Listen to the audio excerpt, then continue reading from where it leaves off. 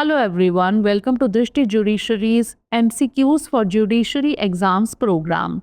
Let's begin today's episode. First question is, which section of the Code of Civil Procedure 1908 codifies the doctrine of res judicata? Section 10, Section 11, Section 15 or Section 25? The correct answer is option B, Section 11.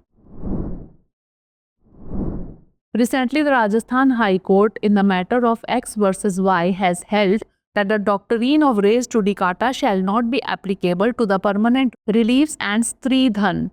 Section 11 of the Code of Civil Procedure 1908 codifies the doctrine of res judicata, but it is not exhaustive. Next question, when did the Government of India designate 26th November as Constitution Day? 2010, 2015, 2005 or 2018? The correct answer is option B, 2015. Constitution Day, also known as Samvidhan Divas, is celebrated in our country on 26th November every year to commemorate the adoption of the Constitution of India. The Ministry of Social Justice and Empowerment on 19th November 2015 notified the decision of Government of India to celebrate the 26th November every year as Constitution Day. Next question, under Section 25 of the Hindu Marriage Act 1955, who is entitled to receive permanent maintenance? Only the wife, only the husband, either the husband or wife, or both parties equally? The correct answer is option C, either the husband or wife. According to Section 25 of the Hindu Marriage Act 1955, the applicant being either the husband or wife is entitled to receive his or her maintenance from the spouse in the form of gross sum or monthly sum for a term not exceeding the lifetime of the applicant or until the applicant remarries.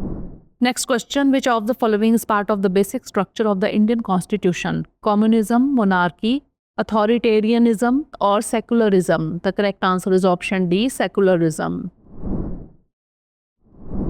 Secularism is an integral part of the basic structure ensuring the state's impartiality in matters of religion. The court observed this concept in the case of S.R. Bommai versus Union of India 1994.